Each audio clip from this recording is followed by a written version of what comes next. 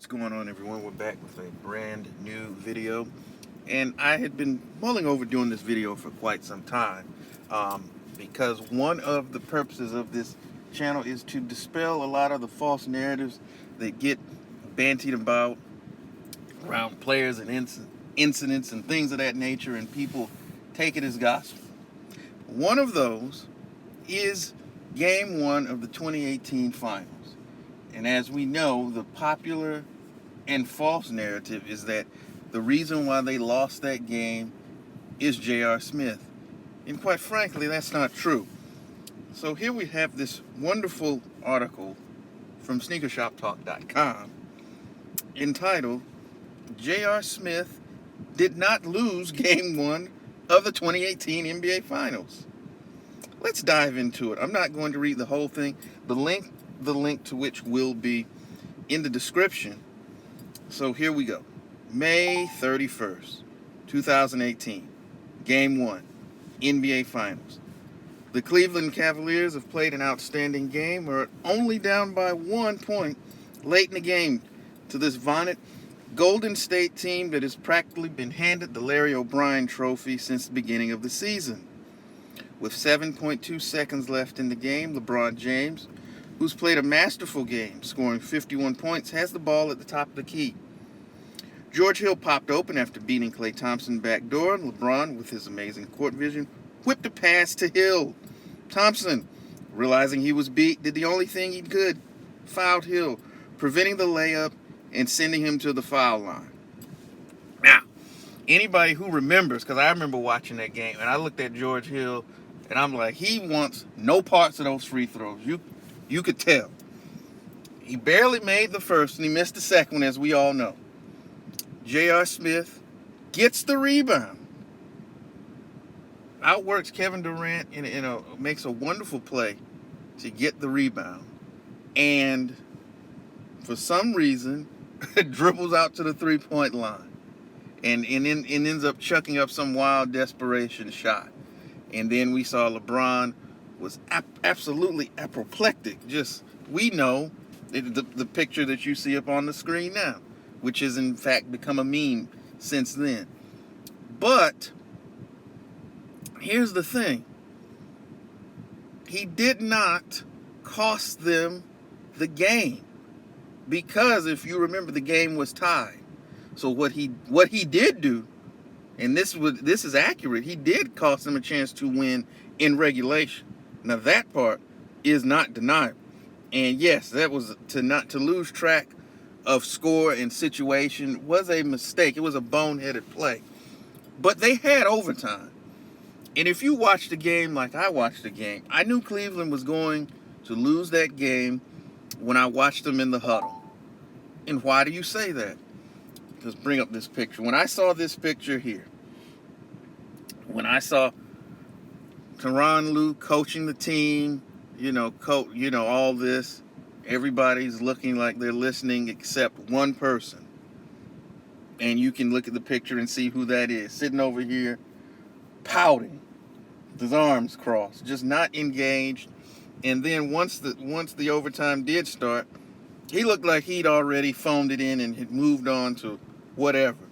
I think he went 0 for 4 in overtime. He put up 4 half-hearted shots. He was not into it at all. They got outscored like 17-7, I believe was the margin. And they went on to lose that particular game. And even after they lost in Game 4, he referenced that as to why he said a bad call, which I'm going to assume that he was talking about the infamous block charge between him and Kevin Durant. But be that as it may, this situation highlights, it exposes, if you will, couple of false narratives actually. One, J.R. Smith did not cost them that game because you can go into overtime and win the game. But from a larger perspective, it once again exposed the fact that LeBron James is not this tremendous leader of men that they have been trying to sell us on for so many years. And here's the thing. Great players, leaders of teams, have they gotten upset with teammates? Absolutely. That's not the issue. We've seen it. Whether you've seen it maybe with Magic, Bird, Kobe, Jordan. In a more current example, you've seen Draymond Green get on to players and all of these guys, right? The difference is this: when that happens, when those moments of adversity, you as the leader, you are supposed to galvanize the guys and point them, if they get off target, to point them back at the goal. Because the goal was still there right in front of you. And I get it, you might have been very upset with Earl. Understandably so.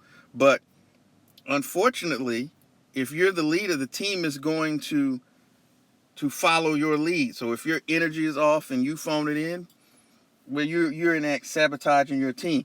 Because this is the moment when you say, hey, all right, look. All right, we had a little bump in the road. Okay, we didn't get it done in overtime. But look, we've got these guys on the ropes. Nobody expects us to win. They don't expect us to win. So let's go ahead and finish taking care of business. If we win this, we shell shock them for the series. It's a totally new series. Let's get back focused, and let's go out here in these 5 minutes and take care of business. And then you go out and win the game. You lead from the front. You don't sit there and whine and complain and throw a temper tantrum, which is what he did. That looked like something that you would see in kindergarten. And he quit in overtime. He quit. That wasn't the only time in this series that he quit, but he did. And the team followed suit, and we know they ended up getting bounced up out of the finals in short order. But this whole thing that, oh, it's his fault, J.R. Smith's fault that they lost the game, is just not true. And we know who it was pushed by and continues to be pushed by, to the point that too many people accept this just as fact. But anybody who watches the game and has basketball brain, one, certainly knows that this is not the case. And we here are not going to allow these false narratives to continue to permeate and infect and infest the basketball fandom. And that's just what it is, okay?